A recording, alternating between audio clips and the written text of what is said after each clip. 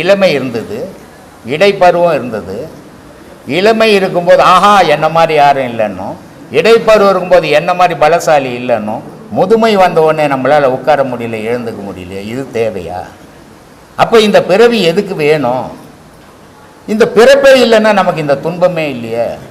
இப்போது எல்லா குடும்பங்களும் நல்லா இருக்கிறதில்ல.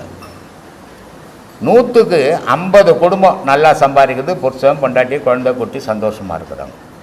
100க்கு 50 குடும்பம் சம்பாதிக்க முடியாமல் 25 குடும்பம், சம்பாரித்து வீட்டுக்கு கொண்டு போகாத 25 குடும்பம் நரக வேதனைப்பட்டு வாழ்ந்துனுக்குது உலகத்தில். அப்படி படும்போது என்ன ஆகுது? அவனுக்கு இறைவனை தேடியாவது பயணம் பண்ண. எதுக்கு இந்த பிறப்பு? இனிமேல் ஏன் வாழணும்? இப்போ எல்லாரும் பிறந்த உடனே நல்லா ஆகணும். இந்த பார்த்தீங்கன்னா வீட்டுங்களாண்ட வயசானவங்க உட்காந்துருப்பாங்க. என்ன பாட்டி எப்படி இருக்கிற? என்னத்துக்கு நான் இருக்கிறேன்? அவன் என் ஓலையே எடுக்கலையே, நான் எப்போ போக போகிறேன்னு தெரியல. ஏன் இருக்கணும்னு சொல்கிறா? யார் வாயா சொல்லுமா?